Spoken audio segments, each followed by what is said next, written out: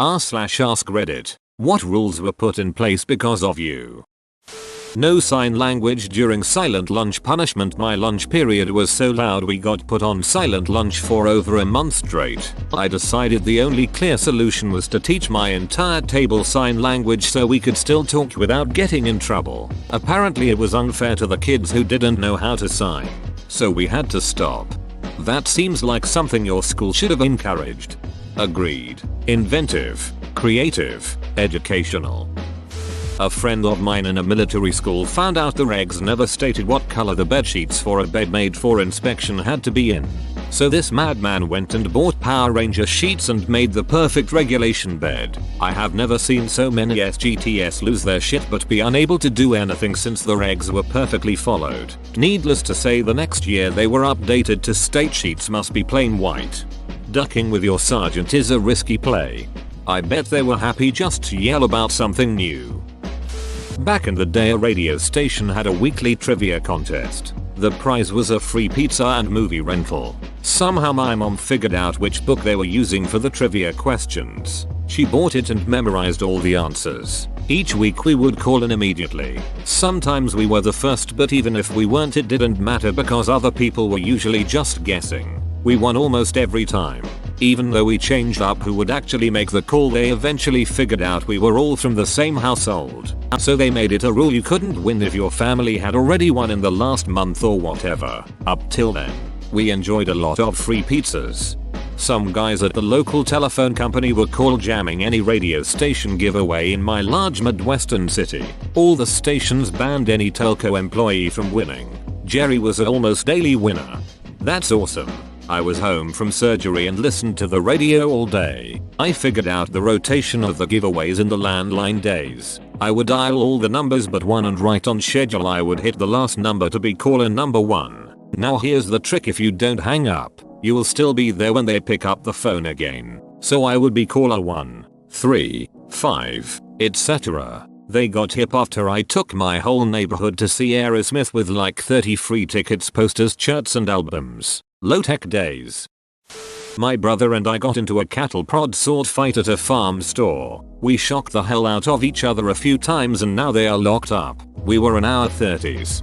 You fight like a dairy farmer. How appropriate. You fight like a cow. Gets zipped with cattle prod.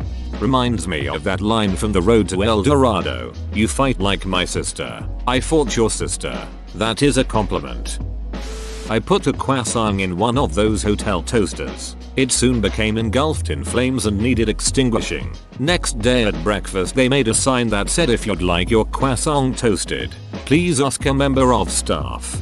How?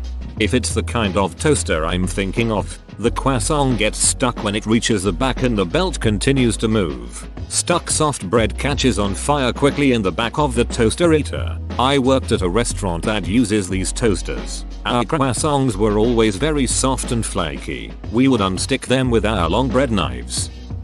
I got our HR box taken away at work because the HR lady threatened not to pay us if we missed a clock in or clock out. In our defense, the phones didn't always work and the clock in system was really unreliable. And I printed out the law stating that was illegal, highlighted it, and put it in her box when no one was around. She threw an unholy fit and tried to figure out who put it in her box. And from then on everything had to be handed in personally, lol. She sounds like the worst kind of HR person, honestly. Like she should darn well know that's illegal. Oh, she's a grade A dunt, lol. I'm so thankful that I will be leaving in a few weeks. Finally I get to add a personal story to Reddit. When I was walking home from school, I had to walk next to the road to get to my house. I decided to see if I could walk with my eyes closed. I didn't feel the transition from gravel to road, and the cars didn't honk at me as they made a line because they thought I was deaf. I heard a noise, looked back, and ran off the street into an orchard. 2 weeks later, they put up deaf child area signs on both sides of the road I live on. This entire thread is r/kids are editing stupid material, but this one really takes the cake. Like, why are children always making decisions that could get them killed for fun, lmao? LOL. To be fair, this was the worst decision I've ever made. Been doing much better since. my junior high made a rule against yo-yos in class after I tried to do a trick and my yo-yo flew across the room and broke a glass beaker set. I'm sorry, guys. At least you didn't kill goldfish like Bart. At a ballpark I worked concessions at, they had an all-you-can-eat promo day where tickets were more expensive than usual, but concessions around the stadium were free, excluding alcohol. So I worked that day and of course it was chaos. But when the lines started dying down later in the game they started sending some of the hourly employees home, myself included, but of course, I didn't go home. After I clocked out, I stayed in the stadium and got some cheeseburgers and Philly steak and soda and found an empty seat in the crowd for the last few innings. Next year, same promo, but new rule for staff. If you get sent home early, you have to actually leave the stadium. Boo, you work concessions. The one free day a year, you deserve it the most. The weird thing about low paying jobs is that the powers that be will literally never throw you a bone. It's like they try to make it as miserable as possible. In middle school I would use Sharpies to tattoo myself. Other kids thought it was cool so I started charging $1 per drawing wherever they wanted. Principal found out and after I wouldn't stop, she put a ban on Sharpies for the entire school. Even the teachers couldn't bring them in. I'm a tattoo artist now. I bet you did a ton of that cool S-letter thing that every middle schooler is obsessed with drawing. Stroke. LLLLLL. ILLILL. This took me way too long. If it doesn't work, it was the damn cool S. Edit. It didn't work. Edit 2. OFC. My first awards happened to be from me embarrassing myself. My younger brother was always late to school. Small school. And was tardy. He figured out if he just skipped first period and went to second he was counted as being on school and no late penalty because he was at second period on time. They changed this the following year. PPL really need to look at what behavior the rules are encouraging. I did something similar. 5 minutes late equals absent, so if I was 5 minutes late I just wouldn't go. Missed a lot of school. I had a soccer coach who would make the whole team run if one of us was late to practice, so my teammates and I made a rule that if you were going to be late, you wouldn't come. Coach caught on eventually. We confessed. And no more running if one of us was late. No typewriters in class. I was kind of a shit kid and while my school allowed us to use laptops, I would play video games. Primarily Warcraft 3. In class. No sound or anything, so I wasn't being a complete nuisance. But I wasn't doing my work. A teacher told me I couldn't use my laptop. I happened to have a 1950s Remington QuietWriter portable, or mechanical typewriter. It was anything but quiet, with all of the TAKKATAKKATAKKATAKKA ding you'd expect from a typewriter. After one full day of studiously taking notes and doing my assignments via typewriter, my teacher said I could use my laptop as long as I didn't bring the typewriter to class. That is aggressively following the rules. R/malicious compliance. My elementary school was located in the center of the neighborhood, and my 5th grade class was the first to get outdoor trailers for classrooms. We'd ask for bathroom passes and then walk home. Next year they built a fence around the school. This is a keep it to yourself issue. You can't let everyone know the get out of school free trick because someone will notice if everyone is doing it. Golf users can no longer return an unlimited of balls for tokens. When I was maybe 12ish there was a kids outdoor play area, go-karts, batting cages, and indoor was something like a Chuck E. Cheese, token based games, etc. You could get a wristband for maybe $15 and it'd get you unlimited rides, mini golf and some other activities. Everything else cost tokens. When you finished golfing you'd get 2 tokens for bringing your ball back. Unlimited golf. $0. 50 worth of play value inside. So my friends and I would go there, speed run 2 golf games and give the balls back. $1 to our pockets. Later on we started just fishing balls out of the water hazards and turning them in. Subtly at first and then in bulk later. The guys working there didn't care or actively laughed at it. So we'd have a few hundred tokens. Then we started selling them 5 for $1. We stopped buying the unlimited bands. I'd bike there and earn $25 in a couple of hours. Management eventually caught on and altered the token for ball exchange. Lil Hustler. If they'd have been really savvy, they should have just fired whoever was supposed to be cleaning balls from the water hazards and let you keep working for them. Male students are not allowed to wear hair accessories. We had the rule about hair not touching collars. Couldn't be past eyebrows or over the ears. I grew my hair out and just put it up in headbands after receiving multiple detentions and fighting them and winning. The next year, they made the rule. Although you could theoretically use just gel to form your hair into a beehive, or turn it into a bun, or braid it from the nape of your neck up to your forehead and then back down the center. So many choices. Liberty spikes. Minor one. But when I was in elementary school we had one of those bridge building challenges using toothpicks and hot glue. My partner and I realized if we just coated the entire thing with a thick ass layer of hot glue it would make our bridge strong as hell. So we used like a full pack of hot glue sticks, like 20 of them. It was more glue than toothpicks, so after that they limited the number of glue sticks you could use. I mean technically you demonstrated that when you combine materials together they often become stronger than they would have been apart, like when you put a steel rod inside of concrete.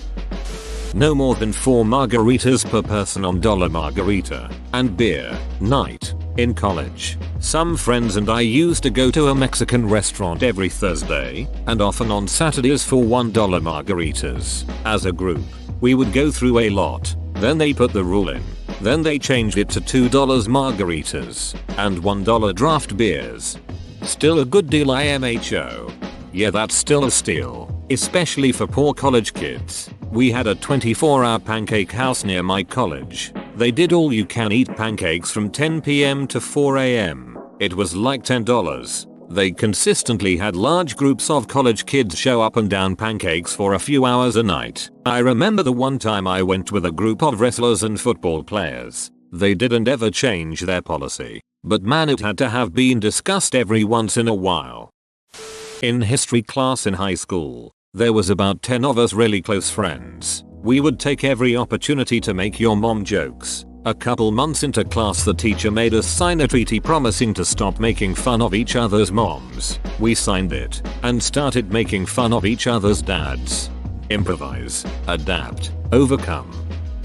Local amusement park added a no blindfolds on roller coasters rule because of me. When I was in middle school, my friend and I thought it would enhance the overall experience if we blindfolded ourselves on the biggest roller coaster at a local amusement park. We got one of those pictures they take on the ride and there we are, blindfolded in the middle of a tunnel, having the time of our lives. Looking back, we easily could have strangled ourselves or worse because we literally just used scarves tied around our heads. Next year we went back to the same roller coaster and they had added a no blindfolds or loose accessories to the list of rules before the ride.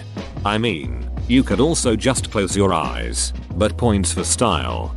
It's been 15 years and this thought has literally never crossed my mind once. Went straight to the blindfolds. Uber expense with drinks for clients at my work. Years ago we took a bunch of clients out and everyone had way too much to drink, so I ordered everyone Ubers home. Turned in the expense report to our account manager. Just under $400 in Ubers, and she had no clue what an Uber was. I explained to my bosses that we expense drinks for clients, why not expense Ubers? Now if we pay for drinks for clients we also pay for Ubers. This is worded suspiciously wholesome. Did they make it so if you expense drinks on the company card then you also expense Uber on the company card? Because if so, that's awesome. Yes, we are a smaller company that has been around for a long time but is not up to date with times. We still have no website, don't have direct deposit for our employees, and we still have a freaking typewriter because one of our clients likes the font. Anyway, we are able to use the card for food drinks now for things that were not used before, like taking Ubers home. I am the youngest person by 14 years in the office, so the Uber thing has caught on. I wish you could have been there when I explained OnlyFans to them because 4 of my co-workers have daughters in college. I got the Ryan's Steakhouse buffets in Louisville, KY to put baby changing stations in the men's bathrooms back in the 90s. It's so stupid that baby changing stations in men's bathrooms aren't more common. The only options you end up with are to change your baby on the floor or countertop, or go into the women's restroom and hope nobody freaks out. No makeup, I went to an all-boys school, and apparently this never came up until me and my emo friends rocked up in black eyeliner and lipstick. Like a Puerto Rican whore. Let me guess, 2009? Oh, I was a teacher who coached debate and took the team of high school students on weekend tournament trips. I had new rules every year and my co-coach and I privately called them the name of the student. E.g. The Jess rule was that if you assaulted anyone, you were sent home. The Annie rule was no debating in fake accents. There was the Dylan rule, which was no communal porn watching in the hotel rooms. Jess rule number 2 was do everything you can to vomit into the garbage can or toilet and not on the floor. Jess rule number 3 was no yelling at nurses in the ear that you are a virgin when they ask you to take a pregnancy test. Jess rule number 4 was we can cut you off after 12 minutes of no stop talking. Jess was a character, obviously. Did Jess take these rules in stride? She relished in them. I had to sue my school district back in high school just to leave special education after fighting it for over a decade. Special education students now have the right built into every single IEP to attend any standard education class in their grade level or below, earn the associated credits, and also go to both health education and driver's education. They could do none of that before the lawsuit. So if I'm getting this, you got yourself to the point where you were on par with your peers, or close to it, and they told you you had to stay in the special education classes until the end. That's ducked. I was on par from the get-go. I was diagnosed with a form of autism at a young age, and the school treated all disorders and disabilities the same.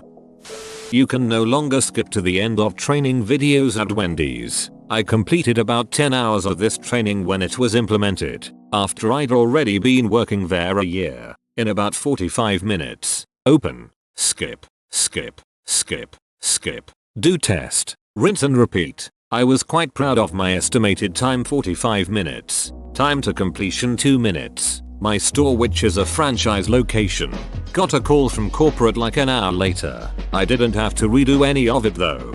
The company I work for, the videos are skippable. I always skip them when doing some stupid refresher training or whatever. Nobody seems to notice. I don't think it was a rule, but it was kind of an unspoken thing. I was the only brown kid in my school and would act out for attention acceptance, and my classmates would get a huge laugh out of it, but I would be sent to the principal's office every day. I think my principal knew I wasn't a bad kid just looking for attention.